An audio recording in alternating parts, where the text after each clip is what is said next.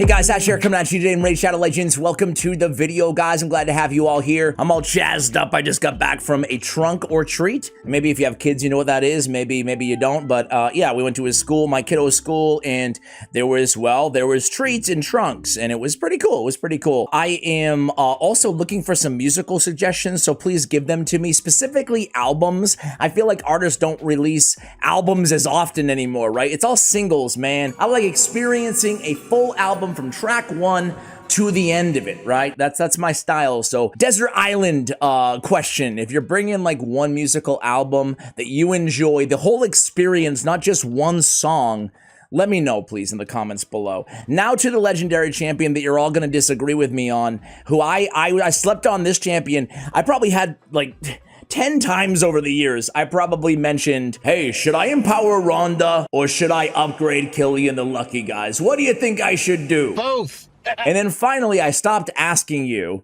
and I actually just did one, okay? You know what they call those people? They call them assholes. People who just ask for advice all the time and they never take it. That's what I do sometimes. It means ass. By the way, the musical thing though, that was not an asshole. I'm really gonna check out some of the recommendations that you guys give me. So yeah, Cillian the Lucky, he's probably best known for empowering Rhonda, right? Empowering Rhonda. Rhonda, good. Cillian, not so good. At least that's what I thought for a long time, but then curveball, I actually like Cillian better than Rhonda. I know that's sacrilege to say, because everybody has Rhonda, and you innately like the champions you have, but I love Cillian the Lucky. Maybe it's the little Irish in me. Little side story, I'm sorry for spending too much time on side stories today, but get this, right? My dad is always identified as an Irish individual, right? And his whole life he's been like, I'm Irish, you know, his name is Patrick too, right? So he's all in on the Irish identity. We live in the United States, so it's of heritage, right? And then I took a DNA test. I took one of those DNA tests. I got bad news for good old dad. No Irish descent, whatever. A lot of Finnish, a lot of Finland, no Irish. You sure that's your father? So I broke the bad news, and my dad, freaking denial about it. He's like, yeah, the test is wrong. It's wrong. I know what I am. I'm like, all right, you can be Irish, Dad. Anyway, Cillian the Lucky has the Irish motif going on right now. I love the aesthetics of this dude. I love his little cape as well, the little shamrock cape. I'm a big Celtics fan, NBA, so I really love the aesthetic. He feels like he should be Spirit Affinity. I mean, everything else is green here, but he's Magic Affinity. He's an attack-based champion, but he's really good. I'm telling you, in a few areas of the game. Now, well, let me get to his kit really quickly. 2-time hitter on his A1. This A1 is amazing. It's stupendous. It's a 2-time hitter. Each hit has a 50% chance, 55 with sniper, of placing the big version of decreased speed for 2 turns. That's very dependable considering it can happen on both hits. And each hit also has a 50 or 55% chance of stealing not 10, not 20, but 30% of the target's current turn meter. I just want to pause and respect the A1 here. We can steal 60, not deplete 60% turn meter, but we can steal 60% turn meter on the A1? That's so good. You know, and obviously if one of the two land, it's a 30% turn meter steal on the A1, dude. This A1 is so good for Fire Knight anywhere. Like really, most bosses in this game are susceptible to decreased speed, excuse me. And a lot are susceptible to turn meter steal. So I just want to start with that A1, man. That is so good. I can't really think of that many A1s that have better control than Trip Up. Okay, that's it. That's why I love the champion. Wait, where do you think you're going? Nah, I'm just joking. It gets better. Inflict Misfortune on the A2. It's a 4-turn cooldown, which is standard for block active skills debuffs in the game. Where this comes into play is actually in Dark Fae. More on that in a moment. Because on the A3, it's Headringer. Attacks one enemy on a 3-turn cooldown, 100% chance of placing a stun for 2 turns, and stealing 50% of the target's current turn meter. Resets the cooldown of the skill if the target's killed. Come on, man, that's really good. So now he's stealing 30 or 60%, or nothing, depending on your RNG on the A1. And then you're stealing half on a 3-turn cooldown and a 2-turn stun, and it hits hard, and you can reset the skill if you kill him. So basically they're stunned for 2 turns or they're dead and you can do it again. Man, that's a really, and we're going to see him in the arena in today's video too.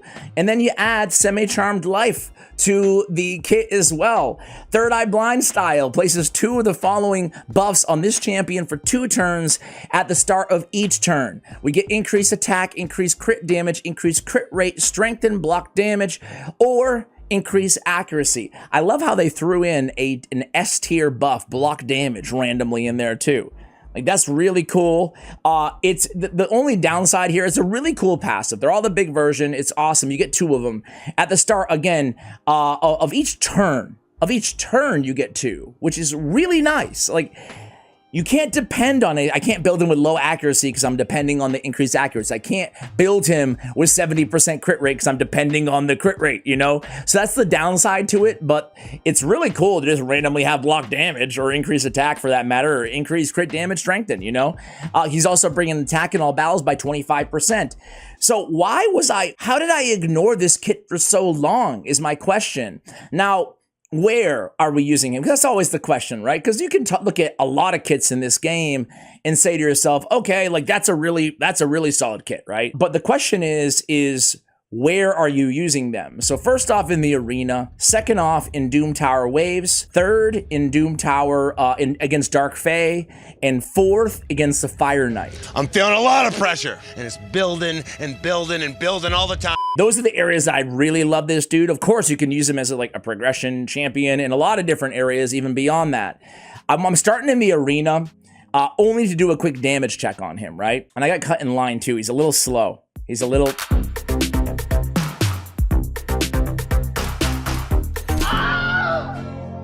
Taurus, you're ruining my freaking video! I'm so good at this, I don't even rehearse. Okay, let's see if I can make a comeback here.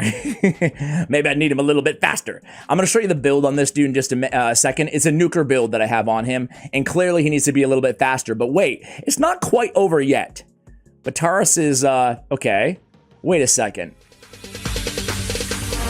Oh, he put the block damage on himself. 2-turn block damage. Not bad. 2-turn block damage. Come on, man. So I could test out his, man, it's funny because that battle started like an automatic loss, and now it's like, oh, automatic win, cool. I don't want to wake up the beast here, the sleeping monster. So let's pop off the reviver, hopefully, with the A2. Oops. I forgot the A2 was the AoE, not the A3. Well, hey, that worked out pretty well. Man, that looked pretty grim for a second, and then it ended up being a pretty fun battle. Let's go against this team here, and let's try the A3 here, Ash. Come on, man, come on. He smacks is what I want to try to convey to you guys. He smacks. Okay. Let's go in. So what do we get this time? He got the increased attack again for 2 turns. That's how you can tell, obviously. And then he gets the strengthen. Hey, pretty cool. This time, let's do the A3. Let's see if we can kill one of the revivers or at least 2 turns stun them. Let's go after Duchess. Headringer, 140k damage. I was being robbed of my beauty sleep. Oh man, I love this dude. I love this dude. You know what? We're gonna hit Siffy with a Headringer right now. Headringer. You gotta say that when you do it. Headringer. Dude, come on, man. This guy's a boss. He's a really cool Headringer. Stop it. Wait, I forgot it reset. I'm like, how did he get it 3 times in a row? Oh, because it resets if you kill somebody. Hey, news for Headringer. When you're doing 160k damage, it's gonna reset. You can just Headringer everybody, man. Oh, dude, I love this guy. Come on, how could you not like this? Headringer. Let's try the A2 again. That was fun. That was fun. All right. But even though with the sleep synergy, I should be doing. Let's just see what we can do with the A2 again. Oh, 110, 20k nuke. Like, that's a big boy nuke, man. I have him in good gear, but not like my best gear. I didn't like strip away my best DPS to put all their gear on him. I'll show you in just a second. Headringer. Say it again. Say it one more time. I know a few of you were like skeptical when I initially unveiled that we're talking about what's his face here, Cillian. I mean, hopefully that proved that he can smack in the arena. I want to show you really quickly here. Thanks to good old hellhades.com. Let's see what they say about this dude, right? I'm not going to read the entire the description here, but my whole goal here is to motivate anybody who is on the fence about should I empower Rhonda or should I build him. maybe you can use them in one of these areas. They give him a 4 or higher in Hydra Clan Boss. So why would we run him in Hydra? Or why would they give him a 4 in Hydra? I mean, the AoE block active skills, meh. And then just the turn meter steal, I guess. The cool thing is, did you even notice when we were in the arena, guys, that the turn meter steal, I didn't even point it out when it was happening, but all those head ringers brought him way closer to his next head ringer because he's stealing half their turn meter, you know? Hydra 4, Doom Tower 4.5, Fire Knight 4, Dragon 4, Spider 4, Ice Golem 3.5, Dark Fae 5 out of 5. I'm so happy that they gave him a 5 out of 5 because I totally agree. Think about it on Dark Fae. Now, it sucks because the rotation's not on right now for Dark Fae guys, but think about him on Dark Fae. I mean, it's obvious, right? First, we have the A2. We come in and we blast all of our mirrored images of our champions, and we lock them out. If we don't kill them, we lock them out. And then after that, we have amazing control. He has an Allure-esque A1, where we're stealing up to 60% of turn meter, and then he's got the 50% on the A3 on a 3-turn cooldown. He's S tier, 5 out of 5. Totally agree with hellhades.com. Incredible damage. Let me see, a 1.6 on the A1 multiplier, 2-time hitter, a 4.3 on his AoE, and a 5.5 on Headringer.